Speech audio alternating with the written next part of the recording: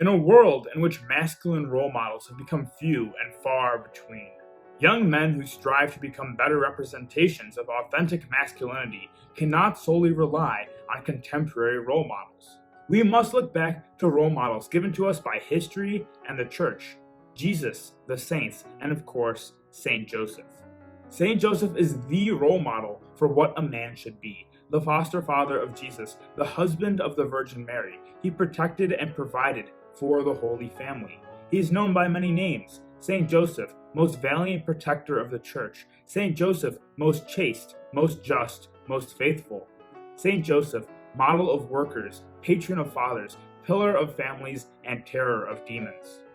He was a man of great faith, courage, and strength, chosen by the Father to play one of the most important roles in the history of the world, to serve as protector and provider to the Holy Family, to raise Jesus Christ, Son of God and Son of Man, to be the masculine influence on the life of Jesus. Why did God pick Saint Joseph for this important role? Obviously, if God the Father entrusted Saint Joseph with this most important role, raising his son on earth, I believe we can trust him to teach us about true Christian masculinity. So what are some of the masculine qualities that Saint Joseph embodies? Protector. Saint Joseph's role as protector of the Holy Family must not be understated. When we think of this masculine role of protector, often we think of it in the physical and material sense. And while yes, this is a huge part of the role, it is not the entirety of the role. Saint Joseph physically protected the infant Christ from the hands of the mad King Herod and fled with his family to Egypt to escape the king's wrath. Similar to this, if someone comes to our door in the middle of the night, it is the duty of that family's patriarch to meet the threat head on and protect his family inside. But this is just one example of protection. The duty to protect extends beyond that of the physical realm. In the modern world, many of the threats we face have taken on non-physical forms. We must be ready to protect our families from the spiritual, psychological, and emotional evils that are all too prevalent today. Social media, pornography, and peer influence present some of the most critical threats in the crusade to protect your family. Yet many men don't get out in front of it and outright avoid it.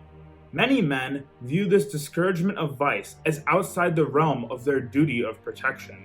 What would Saint Joseph do in response to the evils of modernity creeping into his own home? There's no doubt that the man who we now honor as the terror of demons would respond with speed and strength to oppose these evil threats. How many of our nation's youth have fallen to the addictions of pornography and social media? How many fall prey to cyberbullying, which puts them on the path to self-harm or even worse? It is neglectful of your duties as a man to be dismissive of the threat these platforms bring. Often, when our families are under attack, the weapons being leveraged against them are digital and spiritual more often than they are physical. Husbands and fathers are called by God to stand as gatekeepers against the evil that wishes to enter our homes and destroy our families. Saint Joseph, the pillar of family and the terror of demons, would not cower and helplessly watch if his most holy family were under attack. As men, neither can we. We must be courageous and fight to protect and defend our families, given to us by God. Provider. Saint Joseph was a hard-working man who took pride in his labor. He is known as the model of workers due to his dedication to providing for his family. He did not run from difficulty or discomfort, he embraced it. Saint Joseph saw his work as a form of worship and prayer and labored tirelessly with his hands, pouring his physical body and immortal soul into his daily duties. As men, we should follow Saint Joseph's example and embrace our work, no matter what that line of work may be. It is a necessity to provide for your family. We must honor God through the labor of our minds and bodies. By working hard, we can serve as a good example to those around us and fulfill our God-given purpose as role models for our sons and providers for our family. In our modern day, this role has been subverted. In a society where gender roles have been ignored and feminism has convinced women to join the corporate workforce, leaving the children at home if they have any children at all, this is all disordered. Be firm as a man and embrace the role of provider, so that your wife has the confidence to embrace her role as homemaker and nurturer without fear. Lastly, following the will of God. Just like people today, it is reasonable to assume that Saint Joseph had plans for what he wanted to get out of life. It's only human to plan and dream about our futures, how many kids we desire, what goals we wish to accomplish in our careers, and other aspirations for our lives. But Saint Joseph had to learn to sacrifice these dreams in order to follow God's will for his life. This started before he married Mary. At this moment, he did not know or understand that God had called Mary to become the Theotokos, the God-bearer. He surely did not plan on having no biological children of his own, nor did he probably plan living out the rest of his life in chastity. But when the angel Gabriel appeared to him in a dream, Joseph listened and obeyed God's will. He transformed his own will to be aligned with the will of the Father. The Bible does not detail St. Joseph's internal struggle with accepting this change of plans for his life, but we can infer that being human, this was not an easy reality to accept at first. In the end, St. Joseph submitted to the will of the Father. We must also be open and obedient to the Lord's plan for us.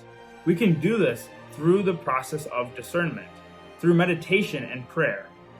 Prayer should be central to all the important decisions we make in our lives. Is this job what I'm really called to do? Is it in God's will that I be married? Or am I called to another walk of life?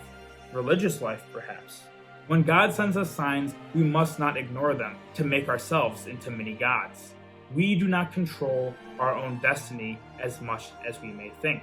Yes, we have free will, but God also has a plan for our lives. If you are unable to have children naturally, this is a sign that God is not calling you to this path, and you must discern why. We cannot allow ourselves to go off the rails of Christian morality to pursue our interests against the will of God. Yet this is what people do when they embrace IVF, surrogacy, contraception, or abortion. Saint Joseph did not leave his wife out of frustration with God's plan, nor did he force himself upon her. He was obedient to the mission that the Father called him to. More men today must be open and obedient to the missions that God calls us to do. More men today should follow St. Joseph's example. St. Joseph is the role model that young men should aspire to imitate today. His expression of masculinity is authentic and deeply needed in our age. Husbands and fathers today need to understand that fatherhood is a vocation. Patriarchy is a vocation, one that is God-given, and when embraced with authenticity means that we must always work to protect and provide for our families and conform our wills to that of God the Father. If men do this, we will be much closer to embracing that authentic masculinity which God calls us to embrace, and setting our society back on the path towards God and glory. I hope you enjoyed that video, another installment in our series, Masculinity March. If you did, be sure to smash that like button, hit the notification bell, subscribe, and share the video with a friend. This, of course, is Masculinity March, the month we dedicate to men, in honor of St. Joseph. Be sure to check out the rest of the playlist and earlier videos if you haven't already. Thank you so much for watching, and I'll see you in the next one. Take care, and God bless.